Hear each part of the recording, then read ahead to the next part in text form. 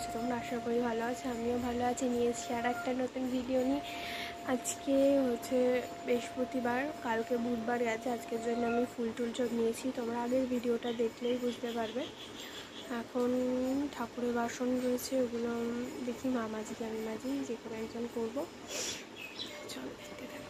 সকালে আমি আমুড়ি খাচ্ছি, আমুড়িটা খুব ভালো মেখেছে মা, হেভি টেস্ট হয়েছে। আমার তো আমুড়ি খেতে ভালোই লাগে, কার কার সকালে আমুড়ি খেতে ভালো লাগে জানিও। দেখলেই আমার সকালের খাবার হয়ে গেছে। এখন মা কি তরকারি আছে, মোচা বানাবে। আর আমি এখন এখানে ঠাকুরের বাসনটা মেজে নিয়ে নেবো, স্নান করে পুজো দেবো। আমার ঠাকুরের বাসন মাজা হয়ে গেছে। তোমাদেরকে একটা কথা বলা হয়নি, আমরা আসলে ঠাকুর বানাই। এটা হচ্ছে আমাদের ঠাকুর বানানোর জায়গা আর কি, কারখানাটা। এই যে কালী ঠাকুরগুলো রয়েছে বানানো। এখানে মাটির কাজ এখনো কমপ্লিট হয়নি, মাটির কাজ দাদা করছে। অনেক বেশ কয়েকটাই ঠাকুর আছে। ওই যে আমাদের বড় কালী ঠাকুর, এই ঘরটা আমরা ঠাকুর বানাই। এইটা কখনো তোমাদের দেখানো হয়নি, তাই ভাবলাম তোমাদের সাথে এটা শেয়ার করি।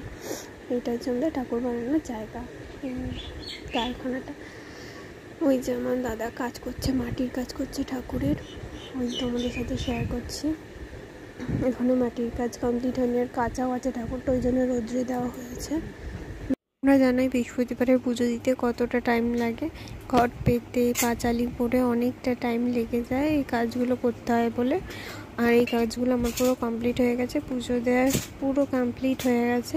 এটা হলো আমার ঠাকুরের আসন, তোমাদের সাথে আগেও একদিন শেয়ার করেছিলাম আমার ঠাকুরের আসন, আজকেও শেয়ার করলাম ঠাকুরের আসন। কেমন লাগছে বলো আমার? আমি পুজো দিয়েছি, পুরো কমপ্লিট আমার পুজো দেওয়া। এখানে আমি দুপুরে খেয়ে দিয়ে একটু হাঁটছিলাম উঠোন দিয়ে, একটু রাস্তার দিকে আসছিলাম। এই যে আমাদের সেই কালী ঠাকুরটা, আর এখানে আমাদের মন্দিরের কাজ চলছে এখনও, চারিদিকে পাঁচিল দিচ্ছে মন্দিরে। মন্দিরটা পুরো আমাদের বাড়ি থেকেই দেখা যায়। প্রতিদিন সন্ধ্যাবেলায় পুজোও হয়, মানে কীর্তন হয় আর কি। তোমাদের একদিন শেয়ার করব। আর মন্দিরের ভিতরেও আমি চেষ্টা করব নিয়ে যাওয়ার। আর ওটা আমাদের রাধা মাধবের মন্দির। এখন উঠোন দিয়ে আমি হাঁটাহাঁটি করছিলাম খেয়ে দিয়ে উঠে। হাঁটতে হাঁটতে হঠাৎ করে দেখি আমাদের বেল গাছে কী সুন্দর একটা বেলফুল হয়েছে, এত ভালো লাগছে বেলফুলটা। আমি তো তুলিও নি তাই জন্যে। এছাড়া বেলফুলের গন্ধ আমার খুব ভালো লাগে। আগেও একটা হয়েছিল জানো তো, বেলফুলটা তোলা হয়নি বলে শুকিয়ে গেছে। এটা দেখছি ভাবছি কালকে তুলে নেব, এত ভালো লাগছে সাদা বেলফুলটা। আর এখানে আমাদের সাইডে একটা আম গাছও আছে। এই যে আম গাছ, আর একটাও ছিল নিচে গোড়ার দিকে, কেটে দেওয়া হয়েছে এই আম গাছটা। আর একটাই আছে ছোট্ট মতন, আর একটা পিছনের দিকে আছে। বিকেল হয়ে গেছে, আমি বিকেলে আমাদের পাশে একজনের ছাদে জামা কাপড় মেলতে দিয়ে এসেছিলো মা, সেখানে আমি জামা কাপড় তুলতে যাচ্ছি। আমাদের জামা কাপড়গুলো তার মধ্যে চোখে পড়লো গাছ, আকাশটা এত ভালো লাগছে। আমি জামা কাপড়গুলো তুলে নিচ্ছিলাম, ওই যে আমাদের বাড়ি দেখতেই পাচ্ছ। জামা কাপড়গুলো আমি তুলছি, আর হাওয়াও দিচ্ছিলো ভালো ছাদের উপরে। ছাদ থেকে নামার সময় ওদের ওই কাছের ভাঙা জায়গাটা থেকে দেখছি বাচ্চারা ক্রিকেট খেলছে। ওরা প্রতিদিন বিকেলেই ক্রিকেট খেলে। আমার সন্ধ্যা দিচ্ছে, সন্ধ্যা লেগে গেছিলো। সন্ধ্যাটা বেশিরভাগ মাই দেয়।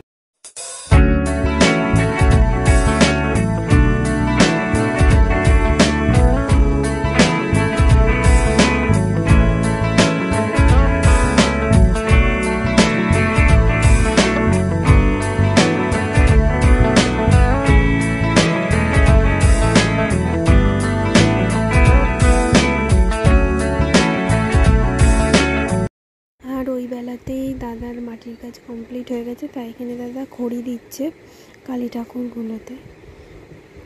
খড়ি, সাদা খড়ি দিচ্ছে এগুলোতে। এর উপরে রং দিলে রংটা ভালো ফোটে, এই জন্য দাদা খড়ি দিয়ে নিচ্ছে সব ঠাকুরে। সন্ধ্যা হয়ে গেছে, সবাই একসাথে চা খাবো এবারে, ওই জন্য চা বসিয়ে দিয়েছি আমি। সন্ধ্যার চাটা আজকে আমি করলাম।